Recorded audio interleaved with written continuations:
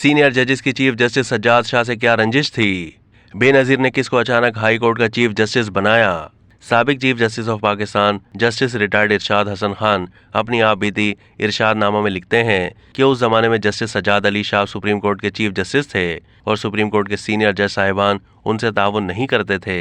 उनका गिला था कि सुप्रीम कोर्ट में साद सऊद जान साहब सीनियर मोस्ट थे, उनके बाद अजमल मियाँ थे, उनके बाद सईदुज़्ज़मा सिद्दीकी थे। कायदे की रूह से जान साहब को चीफ जस्टिस होना चाहिए था। उनके बाद अजमल मियाँ को और सज्जाद अली शाह साहब को जूनियर होने के नाते चीफ जस्टिस नहीं बनाना चाहिए था। सीनियरिटी के उसूलों को मद्देनजर रखा जाना चाहिए। रंजिश यहाँ तक थी कि सीनियर जजेस चीफ जस्टिस से बातचीत भी नहीं करते थे, सलाम दो तक की नौबत नहीं आती थी, 11 बजे मीटिंग में शरीक हो जाते थे, इसके अलावा कोई बात नहीं करते थे। इरशाद हसन खान साहब सुप्रीम कोर्ट के इस बेंच के सरबराह थे जिसने साबिक डिक्टेटर जनरल परवेज मुशर्रफ की तरफ से आइन की मुअत्तली के इक़दाम को न सिर्फ जायज़ करार दिया बल्कि मुशर्रफ को आइन में तरमीम का इख्तियार भी दे दिया।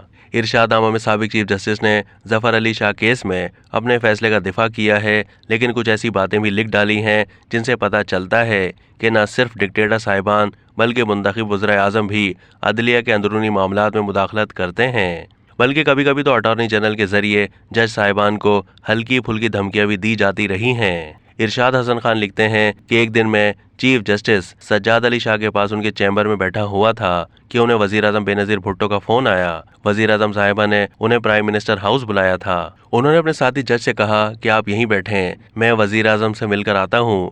1 घंटे के बाद शाह साहब वापस आए तो उन्होंने बताया कि वज़ीर आज़म साहिबा आपको सुप्रीम कोर्ट का मुस्तकिल जज बनाना चाहती हैं, लेकिन सज्जाद अली शाह का ख्याल था कि अभी इरशाद हसन खान को एडहॉक जज के तौर पर काम करना चाहिए। इरशाद हसन खान ने अपने चीफ जस्टिस को नाखुश देखा तो उन्होंने 2 महीने की छुट्टी मांग ली। चीफ जस्टिस ने भी 2 महीने की छुट्टी मंजूर कर ली। इरशाद हसन खान ने 2 महीने अपने बेटे के पास बैरून मुल्क गुजारने का प्रोग्राम बना लिया।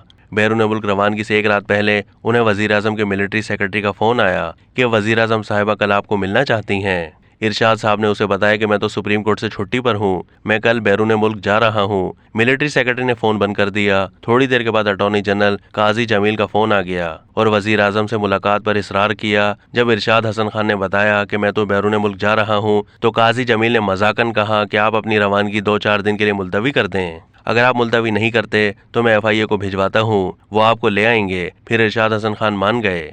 उन्होंने बैरून मुल्क रवानगी मुलतवी की और वज़ीर आज़म से मुलाकात भी की। इस मुलाकात के दौरान तय पाया कि इरशाद हसन खान लाहौर हाई कोर्ट के चीफ जस्टिस बनकर अदलिया का वकार बहाल करेंगे। जब जस्टिस सज्जाद अली शाह को पता चला कि वज़ीर आज़म ने उनसे पूछे बगैर इरशाद हसन खान को लाहौर हाई कोर्ट का चीफ जस्टिस बना दिया है तो उन्होंने कहा कि तुम इस्तीफ़ा दे दो, लेकिन इरशाद हसन खान ने इस्तीफ़ा देने से इनकार कर दिया। अब तक के लिए इतना ही। मज़ीद मालूमात के लिए डेली जंग के YouTube चैनल को सब्सक्राइब कीजिए।